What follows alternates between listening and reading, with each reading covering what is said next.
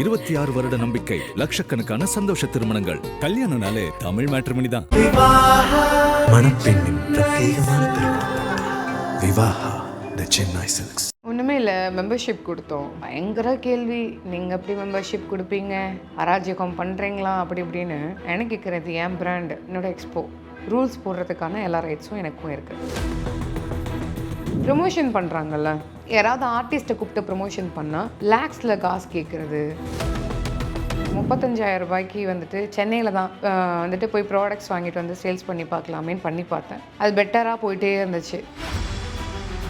நான் நிறைய ஸ்டேட் போயிருக்கேன் சாரீ வாங்குறதுக்கு. இல்லைன்னு அலைஞ்சிருக்கேன். நிறைய தடவை வந்துட்டு இதுதான் ஹோல்சேல்னு நினச்சி வாங்கியிருப்பேன். பக்கத்தில் இன்னொரு கடைக்கு போனாக்கா அந்த சேலையில் பாதி விலை, அதை நான் வாங்கின விலையை விட பாதி விலைக்கு வேறு கடையிலையும் சேல்ஸ் பண்ணியிருப்பேன். ஸோ அதனால தான் உள்ள ஆண்டர்ப்ரனர்ஸ் வருவாங்கல்ல, வரும்போதே இப்போ என் காரில் ஒரு பெப்பர் ஸ்ப்ரே இருக்குது. குறிப்பாக யாரையும் நம்பாதீங்க, யாரையும் டிபெண்ட் பண்ணியிருக்காதீங்க. நம்மளுடைய வீடியோஸ்லேயே கூட நெகட்டிவ் கமெண்ட்ஸ் போடும்போது நிறைய ஃபேக் ஐடிஸில் இருந்தெல்லாம் போடுவாங்கல்ல, அவங்களுடைய வீட்லேயும் ஃபேமிலியெல்லாம் இருக்கும். ஒருவேளை அவங்களுடைய அக்காவையோ தங்கச்சியோ அந்த வார்த்தைகள் சொல்லி பேசும்போது நிறைய டவுன்ஃபால் பார்த்துட்டேன். என்னோட கெரியரோட டவுன்ஃபால், லவ்வோட டவுன்ஃபால், லைஃபோட டவுன்ஃபால் எல்லாமே பார்த்துட்டேன். இப்போ லவ் பண்ணியே ஆல்ரெடி அவங்க 5-10 வருஷத்தை லைஃப்பை வேஸ்ட் பண்ணியிருப்பாங்க. அதுக்கப்புறம் அவங்க நீங்கள் போன இடம், நீங்கள் உட்காந்துருந்த பிளேஸ், நீங்கள் டீ குடித்த இடம், நீங்கள் இன்ட்ரடியூஸ் பண்ண ஃப்ரெண்ட்ஸ் உங்களை பற்றி கேட்கும்போது அவங்க என்ன சொல்கிறதுன்னு பதில் சொல்கிற தயாரிறதுக்கு, அதை யோசிக்கிறதுக்கு ஒரு விஷயத்தை அப்படியே விட்டுடுவாங்க. இன்னொரு விஷயம் கிடைக்கிற வரையும் தான் எல்லாம். அதுக்கப்புறம் அது என்ன ஆச்சு அப்படிங்கிறத ஒரு 4-5 வருஷத்துக்கு அப்புறம் போய் பார்த்தாக்கா அங்கே குடும்பமே ஒன்றும் இல்லாமல் போயிருந்திருக்கும்.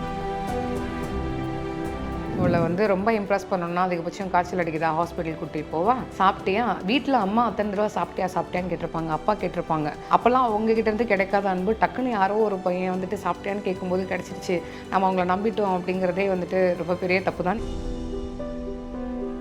வந்துட்டு ஒரு ஆம்பளை வந்துட்டு அழுதாக்கா என்னடா பொம்பளை மாதிரி அழுகிற அப்படின்னும், ஒரு பொம்பளை சிரிச்சா என்ன ஆம்பளை மாதிரி சிரிக்கிற அப்படிங்கிறதையும் ஒரு விஷயத்த சொல்லியிருக்கு. இப்போ ஆம்பளைனா சிரிக்கணும், பொம்பளைனா அழுகணுமா?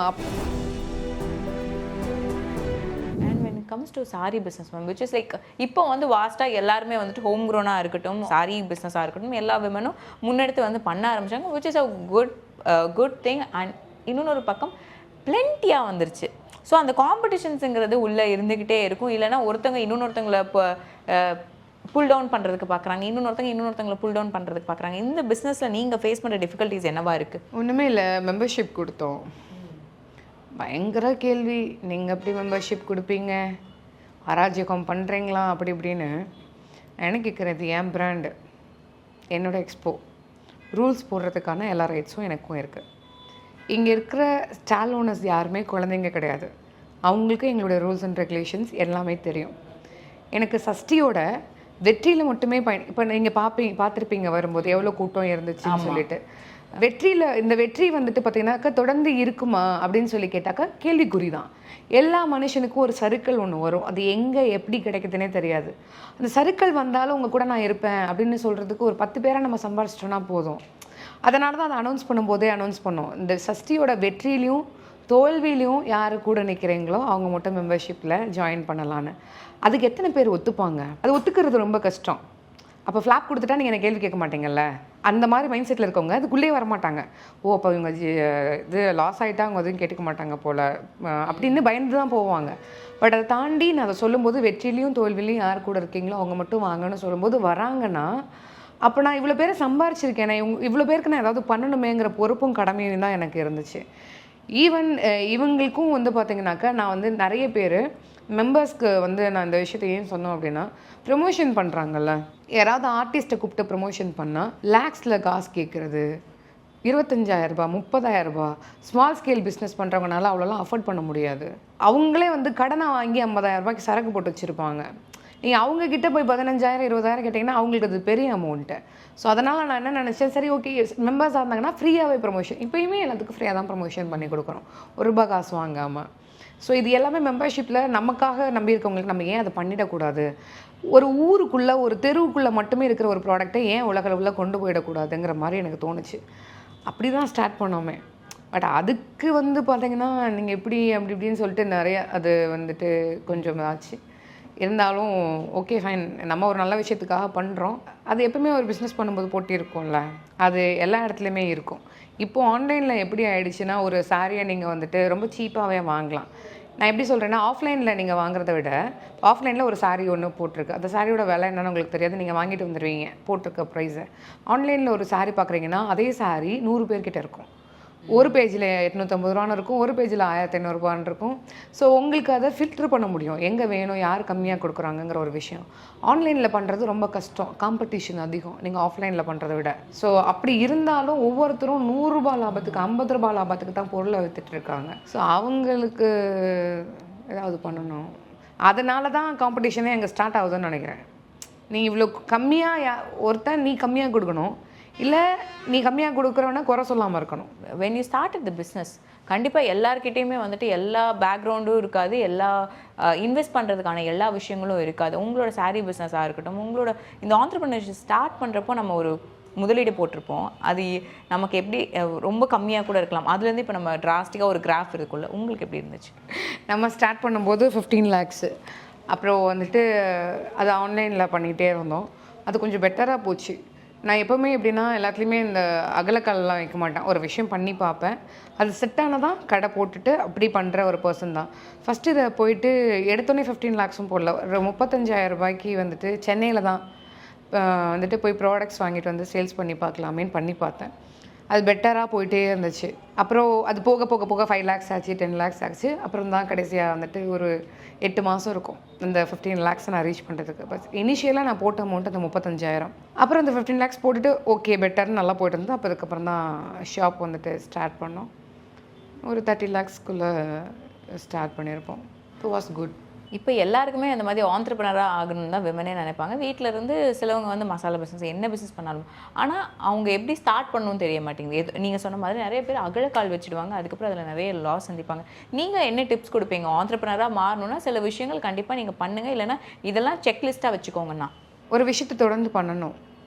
இப்போது எல்லாத்துக்கும் வந்துட்டு எல்லோரும் என்ன நினைக்கிறாங்கன்னா 10 வீடியோ போட்டோன்னே ஒரு சேல்ஸாக கன்வெர்ட் ஆகிடணும், 100 ஆர்டர் வந்துடணும். அது கிடையாது. பொறுமை கொஞ்சம் முக்கியம். நீங்கள் வந்துட்டு ஒரு விஷயத்தை தொடர்ந்து பண்ணிகிட்டே இருக்கணும். அப்போ தான் வந்துட்டு மக்களுக்கும் அது தெரியும். எடுத்தோன்னே இனிஷியலாக ஐயோ என்னடா ப்ராடக்ட் வைக்கலையே, இது ஆகிடுமோ அதாகிடுமோன்னு பயந்துட்டு நம்ம டவுன் ஆகிட்டோம்னா ஒன்றுமே பண்ண முடியாது. அந்த ஒரு விஷயம் நமக்கு ரொம்ப பொறுமை முக்கியம். ரெண்டாவது அதை எவ்வளோ தடவை ரிப்பீட் பண்ணுறோம், கண்டினியூவாக அந்த வேலையை எவ்வளோ நாள் பண்ணுறோம் அப்படிங்கிற ஒரு விஷயம். மூணாவது அதுக்கான தேடல் ரொம்ப முக்கியம். நான் நிறைய ஸ்டேட் போயிருக்கேன் சாரீ வாங்குறதுக்கு, அலைன்னு அலைஞ்சிருக்கேன். நிறைய தடவை வந்துட்டு இதுதான் ஹோல்சேல்னு நினச்சி வாங்கியிருப்பேன். பக்கத்தில் இன்னொரு கடைக்கு போனாக்கா அந்த சேலையில் பாதி விலை, அதை நான் வாங்கின விலையை விட பாதி விலைக்கு வேறு கடையிலையும் சேல்ஸ் பண்ணியிருப்பேன். ஸோ நான் அந்த தப்பெல்லாம் பண்ணியிருக்கேன். அதே மாதிரி ஒரு மெட்டீரியல் வேணும்னா சில மெட்டீரியல் சில இடத்துல தான் ஃபேமஸ். இப்போ மல் சாரினா இங்கே கொல்கட்டா, வெஸ்ட் பெங்கால்லாம் வாங்கலாம். ஸோ சில்க் சாரீஸ்னால் நம்ம இங்கே காஞ்சிபுரம்லேயும் வாங்கலாம். ஈவன் சில்க் சாரீஸ் இப்போ ஹைதராபாத்தில் கூட கிடைக்குது. ஸோ ஜுவல்லரி தான் வேணும்னா நீங்கள் மும்பையில் வாங்க. இந்த மாதிரி எனக்கு வந்துட்டு நான் அதை பார்த்துக்கிட்டதுக்கப்புறமா தான் எனக்கு அது புரிஞ்சுது. ஸோ அதனால தான் உள்ள ஆண்டர்ப்ரனர்ஸ் வருவாங்கள்ல, வரும்போதே நாங்களே ஹோல்சேல் டீலர்ஸோட நம்பர் கொடுத்துருவோம். இப்போது நீங்கள் வந்துட்டு ஒரு பொருள் 1000 ரூபாய்க்கு வாங்கிட்டீங்க, தெரியாமல் வாங்கிட்டீங்க. பட் நீங்கள் வந்துட்டு அதே பொருளை ஒரு 1500 ரூபாய்க்கு விற்றீங்கன்னா மக்களுக்கு ரொம்ப பெருசாக தெரியும்.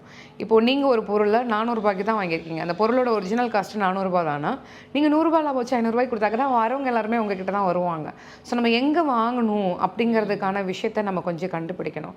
அந்த விஷயத்தை நாம் நம்மளோட சஷ்டிலேருந்தே தான் பண்ணிகிட்ருக்கோம். நீங்கள் ஜுவல்லரியிலேருந்து நீங்கள் ஹேண்ட்பேக்கு, ஷூஸு, ஸ்லிப்பர், நீங்கள் என்ன பிஸ்னஸ் ஸ்டார்ட் பண்ணாலும் எல்லாத்துக்குமான லீடையுமே நாங்களே கொடுத்துருவோம். இது இங்கே கிடைக்கும் அப்படின்னு. நாட் ஓன்லி மீ, இங்கே ஸ்டால் ஓனர்ஸ் இருக்கும்போது எல்லா ஸ்டால் ஓனர்ஸும் இருப்பாங்க. ஒருத்தர்கிட்டையும் ஒரு பையர்ஸ் இருப்பாங்க. ஒருத்தவங்களுடைய ப்ராடக்ட்டும் ஒரு மாதிரி இருக்கும். ஸோ அவங்களுக்கு இங்கே வந்து பார்த்தாலே அவங்க வந்து அவங்களுக்கு என்ன ப்ராடக்ட் வேணுமோ அது எங்கே கிடைக்குங்கிறது ரொம்ப ஈஸியாக கிடச்சிரும். ஈவன் மீன் டைம் ப்ரொமோஷனும் கிடச்சிரும். ஸோ அதனால் நாங்கள் எங்களை பொறுத்தளவுக்கு அப்படி பண்ணிகிட்ருக்கோம். கண்டிப்பாக நம்ம எல்லாருக்குமே வந்து இந்த ஃப்ரெண்ட்ஷிப்பாக இருக்கட்டும், ரிலேஷன்ஷிப்பாக இருக்கட்டும், எல்லாமே வந்துட்டு ஏதோ ஒரு இடத்துல ஏமாற்றத்தில் போய் முடியும். அதை நீங்கள் எப்படி மேம் ஃபேஸ் பண்ணுறீங்க? ஒரு முறை ஏமாறும்போது நம்ம ரொம்ப அலர்ட் ஆகிடுவாங்க. நீங்கள் கவனித்து பாருங்கள், லைஃப்பில் இப்போ வரையும் நீங்கள் கிராஸ் பண்ண நிறையா மனுஷங்களை பார்த்துருப்பீங்க. ஒருத்தரவங்க உங்களுக்கு ஒரு பாடத்தை சொல்லி கொடுத்துட்டு தான் போயிருப்பாங்க. ஒருத்தர் பணத்துக்காக, இன்னொருத்தர் பேருக்காக, இன்னொருத்தர் புகழுக்காக, எண்ட் ஆஃப் டேல அவங்களுக்கு ஏதாவது ஒரு காரணம் இருந்திருக்கும். அந்த காரணம் முடிஞ்சோடனே நம்மக்கிட்ட இருந்து எதுவுமே கிடைக்காதுங்கிற பட்சத்தில் நம்மளை ஏமாற்றிட்டு கூட போயிருந்திருப்பாங்கன்னு வச்சுக்கோங்களேன். பட் என்ன தான் ஏமாற்றிருந்தாலும் கூட நீ நல்லா இரு அவ்வளோதானே நீ அப்படின்னு சொல்லிட்டு நம்ம வேலையை பார்க்க ஆரம்பிச்சிட்டோம் அப்படின்னா, புதுசாக யாராவது ஒருத்தர் வந்துட்டு உங்ககிட்ட பேசினார்னா கூட நீங்கள் அவர் நல்லவராகவே இருந்தாலும் நம்ப மாட்டீங்க. பட் அவங்கள நம்பணும் அப்படிங்கிற அவசியம் எனக்கு கிடையாதுன்னு நான் நினைக்கிறேன். பிகாஸ் ஆல்ரெடி நம்ம ஏமாந்துருப்போம். நீங்கள் நல்லவனா கெட்டவனா அப்படிங்கிற ஆராய்ச்சிக்கு போய் அதை ப்ரூஃப் பண்ணி அப்படியெல்லாம் லைஃப் வாழணுமா? பெட்டர் நான் உன்னை கெட்டவனாவே பார்த்துக்கிறேன், நீ நல்லவனா இருந்தனா சந்தோஷம். அந்த ஆஸ்பெக்ட் வந்துடுது இப்போ எல்லாத்துக்குமே. எனக்குமே அப்படிதான். நான் ஒருத்தவங்களை பார்க்கும்போது ஆரம்பத்தில் இவங்க நல்லவங்கப்பா சூப்பர் தெரியுமா அப்படின்னு சொல்லிட்டு நினச்சிட்டு நான் உங்களை நல்லவன் நினச்சேன் இப்படி ஆயிடுச்சு அப்படின்னு பேசுகிறதுக்கு பதிலாக நான் உன்னை கெட்டவனாவே பார்த்துடுறேன், நீ நல்லவனாக இருந்துச்சுன்னா எனக்கு சந்தோஷம், நான் ஏற்றுக்கிறேன் அப்படியே அப்படிங்கிற மாதிரி தான் எனக்கு தோணுது. பட் ஒவ்வொரு ஏமாற்றமும் வாழ்க்கையினுடைய ஒவ்வொரு படிகளுங்க. எனக்கு வந்துட்டு மேலகன் படத்தில் டேரக்டர் சார் சொல்லியிருப்பாருல்ல, என்ன பண்ணுவீங்க ஏமாத்துவீங்களா, ஏமாத்திட்டு போங்க. அந்த அளவுக்குலாம் நான் வந்து கிடையாது. ஏமாத்திட்டீங்கன்னா அடுத்த முறை இன்னொரு தடவை வேற யார்கிட்டயே இருந்தாவது ஏமாறாமல் இருக்க கற்றுக்கோங்கன்னு சொல்லுவேன். ஒரு முறை ஒரு தடவை ஒரு அடி அடிச்சிச்சுன்னா அவங்க கொஞ்சம் நம்ம அலாட் ஆகிக்கணும். மறுபடியும் நான் அதே தப்பை தான் செய்வேன். ஒரு பிரேக்கப் நடக்குது, இல்லை ஏதாவது ஃப்ரெண்ட்ஷிப்குள்ளே ஏதாவது பிரேக்கப் நடக்குதுன்னா கூட அந்த பிரேக்கப்லேருந்து ஒரு ஆணும் ஒரு பெண்ணும் மீண்டு வரதுக்கு குறைஞ்சது ஒரு 3 மாதம் 6 மாதமாவது டைம் எடுத்துக்குது. உங்களை லவ் பண்ணியே ஆல்ரெடி அவங்க 5-10 வருஷத்தை லைஃப்பை வேஸ்ட் பண்ணியிருப்பாங்க. அதுக்கப்புறம் அவங்க நீங்கள் போன இடம், நீங்கள் உட்காந்துருந்த பிளேஸு, நீங்கள் டீ குடித்த இடம், நீங்கள் இன்ட்ரடியூஸ் பண்ண ஃப்ரெண்ட்ஸ் உங்களை பற்றி கேட்கும்போது அவங்க என்ன சொல்கிறதுன்னு பதில் சொல்கிற தயாரிறதுக்கு, அதை யோசிக்கிறதுக்கு, இப்படியெல்லாம் ஒருத்தவங்களுக்கு கஷ்டம் கொடுத்து போகிறதுக்கு பதிலாக செட் ஆகும்னு சொல்லுங்கள். ஆகலைன்னா பிரச்சனையே இல்லைங்கிறேன். நீ எல்லாம் லவ் எல்லாம் பண்ணிவிட்டு என் வீட்டுக்கு செட் ஆகலை, எங்கள் அம்மா அப்பா ஒத்துக்க மாட்டாங்க அப்படி இப்படின்லாம் சொல்கிறதுக்கு ஆரம்பத்துலேயே எனக்கு இதுதான் ஃப்ரெண்டாக இருப்போம் அப்படிங்கிற மாதிரியான ஒரு லிமிட்டோடு இருந்துட்டா பெட்டரோன்னு எனக்கு என்னமோ தோணுது. அண்ட் கண்டிப்பாக லைஃப் வந்து எவ்வளோ அடி வாங்குறோமோ அது ஒவ்வொன்றுமே ஒவ்வொரு பாடம். உங்களுக்கு கிடைச்ச வாழ்க்கையில் மிகப்பெரிய பாடம் என்னவா இருந்துச்சு? பாடம் நிறைய பேர் சொல்லி கொடுத்துருக்காங்க. ஆனால் அவங்க சொல்லி கொடுத்த பாடத்தினால தான் நான் வந்துட்டு ஜெயிச்சிருக்கேன். அப்படி இல்லைன்னா எல்லாருமே நல்லவங்கிற ஒரே ஆஸ்பெக்ட்லேயே நான் இருந்திருப்பேன். நான் ஒவ்வொரு முறையும் எனக்கு அவங்க பாடம் சொல்லி கொடுக்கும்போது தான் ஓகே நீங்கள் இப்படியா அப்படிங்கிற ஒரு விஷயத்தையும் நான் தெரிஞ்சுக்கிறேன். அது நல்லது, அது தேவைப்படுது. எதிரியே இல்லைனாலும் எதிரியை உருவாக்கிக்கோன்னு சொல்லுவாங்க. நம்ம எவ்வளோக்கு எவ்வளோ நமக்கு எதிரிகள் இருக்காங்களோ நம்ம அவ்வளோக்கு எவ்வளோ வளர்ந்துட்டே இருப்போம். ஸோ அது ரொம்ப நல்லதுங்க. இந்த society when it comes to a women கண்டிப்பாக வந்து they are blamed either of the way. ஒரு சின்ன விஷயமா இருக்கட்டுமே, இப்போ நம்ம செலிபிரிட்டி டிவோர்ஸ்ன்னு எடுத்துக்கிட்டா கூட எது பண்ணாலுமே அந்த பொண்ணு என்ன பண்ணா அப்படின்ற கொஸ்டின் வரும். அந்த மென்னை வந்து கேள்வியே கேட்க மாட்டாங்க. மென் என்ன பண்ணாங்க அது கேள்வியாகவே வராதுல்ல. இந்த கேள்வியில் ஆக்சுவலாக எனக்கு என்ன தோணுதுன்னா, ஆண்கள் எல்லாமே தப்பானவங்களும் கிடையாது, பெண்கள் எல்லாமே சரியானவங்களும் கிடையாது. ஒரு பொண்ணே தப்பு பண்ணியிருந்தாலும் வந்துட்டு பார்த்தீங்கன்னாக்கா அங்கே எதுக்கு ஒரு பொண்ணு போய் ரோட்டில் இடிச்சிருச்சுன்னு வச்சுக்கோங்களேன், அங்கே இருக்கிற முக்கால்வாசி பேர் பொண்ணுங்களுக்கு தான் சப்போர்ட் பண்ணியிருந்திருப்பாங்க. அந்த பையனை தான் கூப்பிட்டு திட்டிருப்பாங்க, என்னடே நீ தான் வண்டியை தப்பாக ஓட்டிட்டியான்னு. அப்படி கிடையாது. சொசைட்டி வந்துட்டு பெண்களுக்காக வந்துட்டு நாம் எந்த சுச்சுவேஷன்லேருந்து ஒரு விஷயத்தை செய்கிறோமோ அதுதான் தீர்மானிக்கும். இவங்களுக்கு சப்போர்ட்டு அவங்களுக்கு சப்போர்ட்டு அப்படியெல்லாம் சொல்லிட்டு இப்போல்லாம் யாருமே எஸ்கேப்பெல்லாம் ஆகிட முடியாது. அதாவது ஆண்களாக இருந்தாலும் சரி பெண்களாக. இன்றைக்கி மீடியா வந்துட்டு அதுவும் வந்துட்டு ஆன்லைனில் நமக்கு எல்லாத்தையுமே அப்பட்டமாக வந்துட்டு தெளிவுபடுத்துகிறாங்க. இதுதான் எங்களுக்குள்ளே இதுதான் நடந்துச்சு. அது ரிலேஷன்ஷிப்குள்ளே ஒரு பெரிய ஆர்கியூமெண்ட்டாக எடுத்துகிட்டு போய் அதை மீடியா வரையும் எடுத்துகிட்டு வந்து பண்ணுறது தான் கொஞ்சம் கஷ்டமாக இருக்குமே தவிர, பெண்களுக்கு கொடுமைகள் நிகழ்ந்துட்டு தான் இருக்குது. நம்மளும் பார்த்துட்டு இருக்கோம். ஒரு லவ் பண்ணலன்னு சொன்ன ஒரு பொண்ணு முகத்தில் மூஞ்சியில் ஆசிட் அடித்ததுலேருந்து, ஒருதலை காதலாக்காக ஒரு பொண்ணுலேருந்து, பாலியல் வன்கொடுமைகள்லேருந்து எல்லா விஷயங்களுமே நடந்துட்டு தான் இருக்குது. அது பெண்களுக்கு எதிராக வந்த எல்லா விஷயங்களுமே. ஒவ்வொரு முறையும் அதுக்காக நம்ம குரல் கொடுப்போம். பொள்ளாச்சி சம்பவம் நடந்துட்டு இருக்கும்போது நாளைக்கு வந்துட்டு ஐபிஎல்ல டிக்கெட் கொடுக்குறாங்க அப்படின்னு சொன்னோன்னே இந்த டாப்பிக்கை மறந்துட்டு அந்த டாப்பிக்கை பேசினவங்க தான் நாம். மறதிங்கிற ஒரு விஷயம் நம்ம எல்லாத்துக்கும் ஒரு தேச நோய் மாதிரி. அது குறிப்பாக இந்தியாவுக்கு, குறிப்பாக தமிழகத்துக்கு ஒரு விஷயத்தை அப்படியே விட்டுடுவாங்க. இன்னொரு விஷயம் கிடைக்கிற வரையும் தான் எல்லாம். அதுக்கப்புறம் அது என்னாச்சு அப்படிங்கிறத ஒரு 4-5 வருஷத்துக்கு அப்புறம் போய் பார்த்தாக்கா அங்கே குடும்பமே ஒன்றும் இல்லாமல் போயிருந்திருக்கும். இங்கே நமக்கு ஒன்றுனா நம்ம தாங்க கேள்வி கேட்கணும். நமக்கு ஒன்றுனா வானத்துலேருந்து யாருமே நிச்சயம் வரவே மாட்டாங்க. நாம் ரொம்ப தைரியமாக எப்படி இந்த பிரச்சனைகளை கையாளுறோம், இல்லை ஒரு பிரச்சனை வந்துச்சுன்னா நாம் தற்காப்புக்காக எந்தெந்த விஷயங்களை கற்று வச்சுக்கணுங்கிற விஷயத்தை பெண்கள் எல்லாமே தெரிஞ்சு வச்சுக்கணும்னு நான் நினைக்கிறேன். இப்போயும் என் காரில் ஒரு பெப்பர் ஸ்ப்ரே இருக்குது. இப்போ வரையும் யூஸ் பண்ணல. இருந்தாலும் சொல்கிறேன், நைட் நேரம் நான் தனியாக தான் போயிட்டு வரேன். எல்லா இடத்துக்கும் காரில் தான் ட்ரைவ் பண்ணுறேன். ஃபார் அ சேஃபர் சைடு இல்லையா. ஒரு கராட்டே போங்க, நிறைய விஷயங்கள் கற்றுக்கோங்க, நீங்கள் உங்களை தற்காத்துக்கோங்க, மென்டலி ஸ்ட்ராங்காக இருங்க. குறிப்பாக யாரையும் நம்பாதீங்க, யாரையும் டிபெண்ட் பண்ணியிருக்காதீங்க. ஒரு பெண் முன்னேறுனா அந்த குடும்பம் முன்னேறும்னு சொல்லுவாங்க. அந்த குடும்பம் முன்னேறுச்சுன்னா கண்டிப்பாக சொசைட்டி மாறும். அது ஒவ்வொரு வீட்டில் இருந்து தான் ஆரம்பிக்குது. ஒவ்வொரு பொண்ணையும் நம்ம அவ்வளோ தைரியமாக வளர்க்கணும். நான் பையனை தான் பார்த்துருக்கேன். நான் வந்து சொல்லுவேன் என் பையன்கிட்ட, எல்லாத்தையும் தங்கச்சின்னு கூப்பிட, அக்கான்னு கூப்பிடுறேன். இன்றைக்கி உறவு முறைகள் அப்படி இருக்காங்கிறதே கேள்விக்குறி. எல்லாத்தையுமே நம்ம வந்து பொதுவாக ஆன்ட்டின்னு தான் கூப்பிட்றோம், அங்கிள் தான் கூப்பிட்றோம். முதல்லாம் ஊரில் அண்ணன் வந்திருக்கான் பாரு, சித்தப்பா வந்திருக்கான் பாரு, சித்தி வந்திருக்கான் பாருன்னு உறவுகளை சொல்லி சொல்லி கொடுத்த தமிழருடைய பரம்பரை தான் நம்ம. இப்போ யாரையுமே வந்துட்டு ரொம்ப சிம்பிளாக சொல்லிட்டனால அவங்களுக்கு எதுக்கு இருக்கவங்களை அக்காவாக மரியாதை பண்ணவும் தெரியலை, தங்கச்சியாக மரியாதை கொடுக்கவும் தெரியலை. ஈவன் நம்மளுடைய வீடியோஸ்லேயே கூட நெகட்டிவ் கமெண்ட்ஸ் போடும்போது நிறைய ஃபேக் ஐடிஸ்ல இருந்தெல்லாம் போடுவாங்கல்ல, அவங்களுடைய வீட்லேயும் ஃபேமிலியெல்லாம் இருக்கும். ஒருவேளை அவங்களுடைய அக்காவையோ தங்கச்சியோ அந்த வார்த்தைகள் சொல்லி பேசும்போது நாம் எந்த இடத்துல இருந்திருப்போம், நாம் எப்படி ரியாக்ட் பண்ணியிருப்போம், இதே ஒரு விஷயத்தை இன்னொரு பெண்ணுக்கு செய்யும்போது அவங்களுடைய வலி எப்படி இருக்குங்கிறத ஆப்போசிட் சைட்லேருந்து யோசிச்சு பார்த்தாலே இங்கே நிறைய பிரச்சனைகள் குறைஞ்சிரும். அது ஒவ்வொரு மாற்றமும் வீட்டிலேருந்து தான் வரணும். அதை நாம் தான் உருவாக்க வேண்டிய கட்டாயத்துலேயும் இருக்கும். இப்போ நீங்கள் வந்து உங்கள் பையனை பற்றி சொல்கிறப்போ உங்கள் பையனுக்கு சொல்லிக் கொடுக்குற விஷயங்கள்னு சில சொல்கிறீங்கல்ல, கண்டிப்பாக பசங்களுக்கு இந்த விஷயங்கள் சொல்லிக் கொடுக்கணும், பொண்ணுங்களுக்கு இந்த விஷயங்கள் சொல்லிக் கொடுக்கணும். இந்த சொசைட்டியில் வந்து நீங்கள் சர்வை பண்ணுறதுக்குன்னா என்னவாக இருக்கும்? பொண்ணுக்கு சொல்லிக் கொடுக்குறதுனால நாங்கள் சென்டிமெண்ட்டாக வந்துட்டு ட்ராப்ட் ஆகாதீங்கன்னு சொல்லுவேன். அதான் சொன்னேனே, ஒரு பொண்ணு வந்துட்டு அவளை வந்து ரொம்ப இம்ப்ரெஸ் பண்ணணும்னா அதிகபட்சம் காய்ச்சல் அடிக்குதா ஹாஸ்பிட்டல் கூட்டிகிட்டு போவா, சாப்பிட்டியா, வீட்டில் அம்மா அத்தனை தடவை சாப்பிட்டியான்னு கேட்டிருப்பாங்க, அப்பா கேட்டிருப்பாங்க. அப்போல்லாம் அவங்ககிட்டேருந்து கிடைக்காத அன்பு டக்குன்னு யாரோ ஒரு பையன் வந்துட்டு சாப்பிட்டியான்னு கேட்கும்போது கிடச்சிருச்சு, நம்ம அவங்கள நம்பிட்டோம் அப்படிங்கிறதே வந்துட்டு ரொம்ப பெரிய தப்பு தான் எனக்கு தோணுது. அதனால் லைஃப் சந்தோஷமாக இருந்துச்சுன்னா சந்தோஷம். பட் அதனால் நம்ம லைஃப் சென்டிமெண்ட்டாக வந்துட்டு மென்டலி பொண்ணுங்க ரொம்ப ஸ்ட்ராங்காக இருக்கணும் இன்றைக்கி ஜென்ரேஷனில். பசங்களுக்கும் அதே தான். சின்ன சின்ன விஷயத்துக்கெலாம் ரொம்ப டவுன் ஆகிடுறாங்க. ஆக்சுவலாக நீங்கள் நினைக்கிறத விட பசங்க ரொம்ப ஸ்வீட் ஹார்ட்டுங்க. எல்லா பொண்ணும் ஆண்கள் எல்லாமே இருந்துட முடியும், எல்லா ஆண்களும் பெண்கள் எல்லாமே இருந்துட முடியாது. அவங்களுக்கு சின்ன வயசுலேருந்து அவங்கள பேம்பர் பண்ணுறதுக்கும், நீங்கள் எவ்வளோ போல்டான ஒரு ஆணாக வேணால் எடுத்துக்கோங்களேன், பார்க்குறதுக்கு சொசைட்டியில் அவ்வளோ திமிரா அவ்வளோ கம்பீரமாக என்ன வேணா இருக்கட்டுமே, ஒன்றும் பிரச்சனை இல்லைப்பா நான் பார்த்துக்கிறேன், மட்டும் கொஞ்சம் நேரம் படுத்துக்கணும் ஒரு பொண்ணு சொல்லிச்சுன்னா போதும். அவங்களுக்கு தேவை அந்த அன்பு தான், அந்த கேரிங் தான். உழைச்சி கழிச்சி ஒரு ஆம்பளைங்கிறது பணம் சம்பாதிக்கிற மிஷின் மட்டும் கிடையாது. அது இட்ஸ் நாட் ஏடிஎம் மிஷின். நம்ம எல்லா ஆண்களையும் நீ தானே புருஷன், நீ தான் பார்த்துக்கணும் அப்படிங்கிற ஒரு விஷயத்தை மட்டும் சொல்லிடணும். வெளியில் போயிட்டு அவங்க படக்கூடிய கஷ்டத்தையோ அவங்க என்றைக்குமே வீட்டில் வந்து ஒரு பொண்ணு மாதிரி ஷேர் பண்ணுறதே கிடையாது. இந்த சமுதாயமும் வந்துட்டு ஒரு ஆம்பளை வந்துட்டு அழுதாக்கா என்னடா பொம்பளை மாதிரி அழுகிற அப்படின்னும், ஒரு பொம்பளை சிரிச்சா என்ன ஆம்பளை மாதிரி சிரிக்கிற அப்படிங்கிறதையும் ஒரு விஷயத்த சொல்லியிருக்கு. இப்போ ஆம்பளைனா சிரிக்கணும், பொம்பளைனா அழுகணுமா அப்படிங்கிற ஒரு ரூல்ஸையும் அந்த சமுதாயம் போட்டு வச்சிருக்கு. அப்படியெல்லாம் கிடையாது. எமோஷன் எல்லாருக்குமே இருக்குங்க. சில பேர் அதை வெளியில் காட்டிக்கிறாங்க, சில பேர் காட்டிக்கிறது இல்லை. ஸோ இது ரெண்டு பேருக்கும் பொதுவானது தான். மென்டலி ஸ்ட்ராங்காக இருக்குன்னா நம்ம வந்துட்டு என்ன வேணால் பண்ணலாம். ஃபிசிக்கலியும் வந்துட்டு ரொம்ப ஸ்ட்ராங்காக இருக்கணும். இன்றைக்கி ட்ரெண்டில் நிறைய பேர் ஜிம் போகிறாங்க, ஒர்க் அவுட் பண்ணுறாங்க. நான்லாம் சொல்கிறேன், உனக்கு லவ் ஃபெயிலியர் ஆச்சுன்னா தயவு செஞ்சு ஜிம் போ.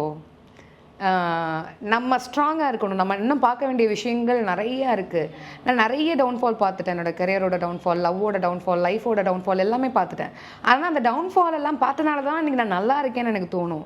ஒவ்வொரு அடியும் நம்மளை ரொம்ப வலிமையாக்கும். அதனால் அடிக்கணும். ஃபஸ்ட்டு அடிக்கும் போது தான் ரொம்ப வலிக்கும். ஐயோ என்னடா இப்படி ஆயிடுச்சுன்னு சொல்லுவோம். நிறைய கஷ்டம் வரும்போது இப்போ எனக்குலாம் 7.5 சனி நடக்குது மேசராசிக்கு. ஏதாவது கஷ்டம் வந்துச்சுன்னா நானே சிரிச்சுப்பேன். அடுத்த பிரச்சனையா, ஃபஸ்ட்லாம் இப்போலாம் கஷ்டத்தெல்லாம் பார்த்தலாம் ஒன்றும் ஃபீல்லாம் பண்ணுறதில்ல. வா ரெடி டு ஃபேஸ், நான் ஃப்ரீயாக இருக்கேன் வா அப்படிங்கிற மாதிரி ஆகிடுது. ஓகே, ஸோ எஸ், இந்த whole session was so beautiful. நீங்கள் நிறைய விஷயங்களை என்கிட்ட பகிர்ந்துக்கிட்டீங்க. It was nice meeting you. Thanks for joining us. எனக்கு ரொம்ப சந்தோஷம் இருந்துச்சு. ஆக்சுவலாக ஆஃப்டர் வெரி லாங் ஐபிசியில் உங்ககிட்ட பேசும்போது இந்த ஃப்ரெண்டு கூடலாம் உட்காந்து நீ வா என்ன எப்போ பார்த்தாலும் பரபரப்பாக வேலை பார்த்துட்டு இருக்கவா, கொஞ்ச நேரம் உட்கார, உன்னை பற்றி கொஞ்சம் பேசு அப்படின்னு சொல்லும்போது மனசில் இருக்கிறதெல்லாம் பேசுவோம். அந்த மாதிரி மனசில் இருந்த பாரமே குறைஞ்சி போச்சு. Thank you so much. And IBC மங்கையில் நீங்கள் பெண்கள் சம்மந்தமாகவும் பெண்களுடைய முன்னேற்றத்துக்காகவும் நிறைய விஷயங்கள் பண்ணிகிட்ருக்கீங்க. நானும் பார்த்துட்டு இருந்தேன். Keep supporting us. Thank you. Thank you sir. Thank you so much ma'am. Thank you. 26 வருட நம்பிக்கை, லட்சக்கணக்கான சந்தோஷ திருமணங்கள். கல்யாணம்னாலே தமிழ் மேட்ரிமோனி தான். மணப்பெண்ணின் பிரத்யேகமான திருமணம் விவாஹா தி சென்னை சில்க்ஸ்.